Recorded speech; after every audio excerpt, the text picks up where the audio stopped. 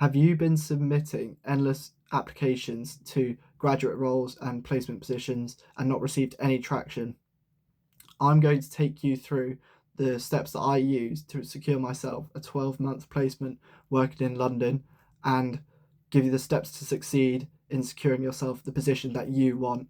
So, firstly, I just want to discuss why would you want a placement. Firstly, I'm on a year out, and it's benefited me in many ways. I've gained a lot of confidence and skills that would have taken me a lot of time to build after finishing uni if I had just gone all the way through into third year. And these skills I'm going to be able to carry on into my final year. Report writing, I do a lot of, and public speaking as well, talking in meetings in front of people who are a lot more experienced than me, double my age, got 40 years in the industry, and sounding confident, or trying to anyway.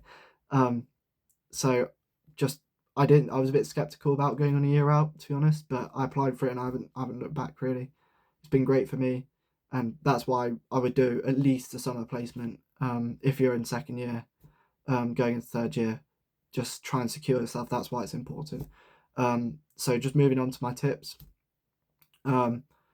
First one, if you're in second year, you need to be getting good grades, and I feel that's obvious for final years.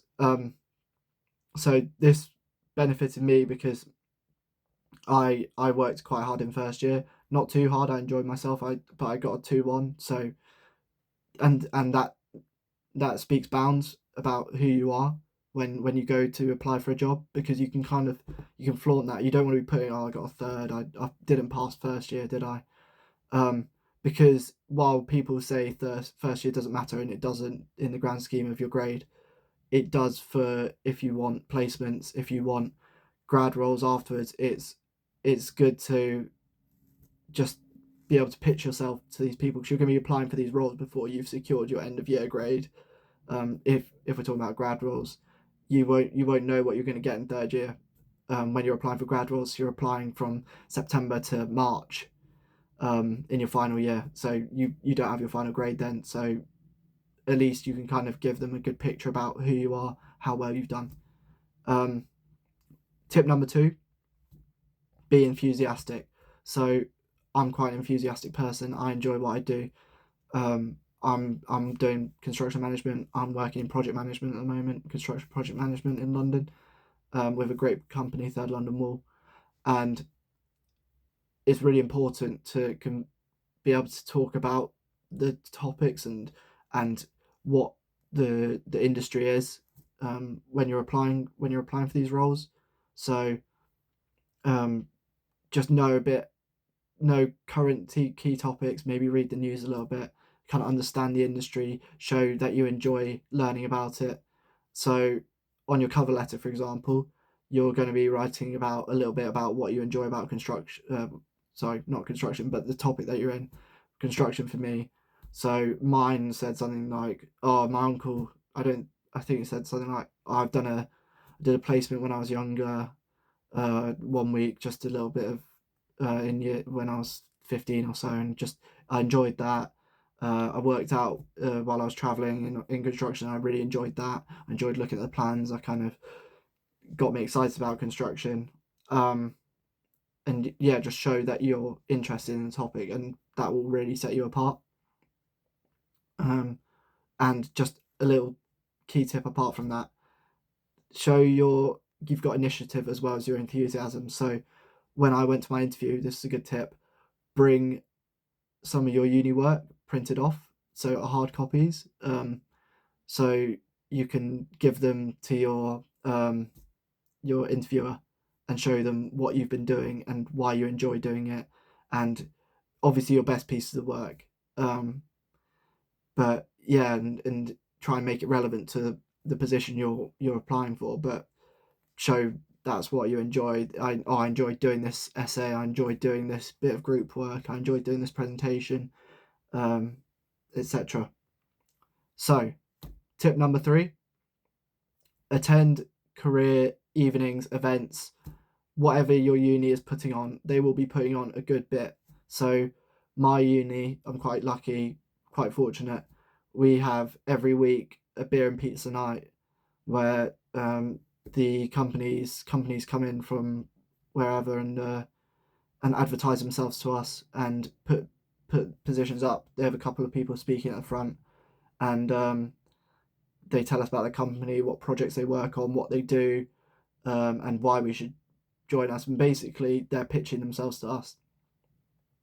So make sure you're going to those because you can benefit a lot, even if you're not interested in the companies, in joining those specific companies. You can learn a lot, and something you might not be interested at the moment, you might be interested in the future. So it's good to always know what exists, what is out there for you, what possibilities are there. And off the back of that, going to other extracurricular, I wouldn't say extracurricular, but extra bits that you can do. So in construction, for example, we are quite fortunate enough to have they put on a couple of one of my lecturers put on a couple of site visits in when I was in my first year. I attended those, and there was only, I think it was limited spaces. I think there must have been 8 of us or so, and that was really good because we got to meet people in the industry. We got to be able to learn about the projects they were on and what's interesting, and then I could talk about them. So what was funny, actually, I attended a site visit and it was with the people I'm with now, Third London Wall. They were on site. They showed us around, and I met one of the directors and met him a few more times before I applied and submitted my application to him. So it's good to also be able to meet those people that might even be able to be looking at your application, and they might even put a good word in for you if they like you. So it's all about talking to people at the same time. At the end of these careers events and pitches, the speakers would always ask, "Do you have any questions? Come speak to me at the front if you want." It's really important to always show your face, show your keenness, especially if you're interested in the company, obviously, and try and think of questions while you're listening to them pitch, because it's important to show your enthusiasm. Ask them if you can have their LinkedIn. Walk up to the front. Confidence is key, and you'll do well from that. The third thing, attend with friends. Go to those careers events with friends. It makes it more fun. So you're not losing your evening where you could be playing your PlayStation or whatever you want to do. Spend the evening with friends, and it makes it a bit more casual, and you get a bit more confidence that way as well. So, tip number 4: when you are applying for these placements and graduate roles, show your personality. So, in your cover letter, like I mentioned before, you're going to have a small section about what you're interested in outside of the industry, outside of what you're applying for. So not construction related, but relate what you've learned from those skills and experiences into what would be good for your role that you're applying for. So, for example, I'm part of a scuba diving society at Reading, and at the time I was a social secretary. When I applied for my current placement, and I remember I put I being social secretary, I put on weekly socials for everyone.